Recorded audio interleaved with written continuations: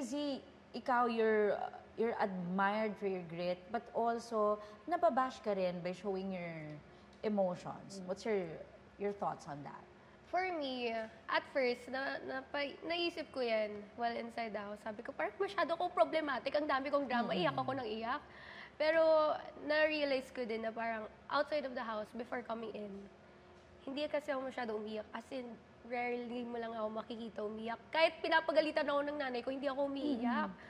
And I feel like I had a lot of hidden feelings. Parang marami akong nararamdaman deep inside that I needed to let out. And doon ko nalabas. Kaya I was so emotional sa whole stay ko sa bahay ni Kuya. And doon ko nalabas lahat ng mga gusto kong iiyak na dati pa na kinikimkim ko, yung mga kinikip ko, lahat ng thoughts pumapasok na sa isip ko.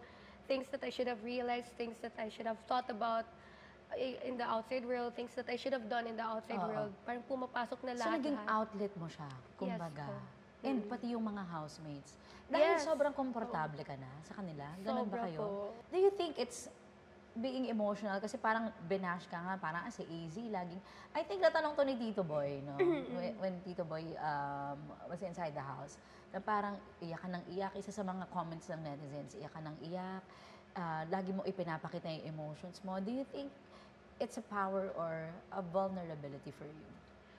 For me, I think it can be both. Pero I could focus more on the vulnerability. Kasi parang it's the first time that I finally got to understand my feelings. Parang naging totoo na ako sa sarili ko. Kasi outside of the house, I kept denying. I was in denial na, hindi ganito, hindi ako ganito. Tapos ang daming feedbacks, daming negative comments from people I trusted. Tapos, yun na yung pumapasok sa isip ko, yun na yung beliefs ko, to the point, hindi ko na nakikilala yung sarili ko. So, those emotions, parang nalabas yung, ano talaga yung tingin ko sa sarili ko, anong nararamdaman ko talaga, yung totoong nararamdaman ko. So, it was a vulnerability for me to be more open to myself, to accept what I actually feel.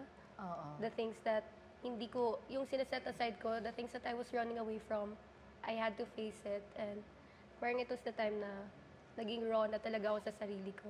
Kasi I feel like outside of the house, even to myself, I was filtering myself from myself. Parang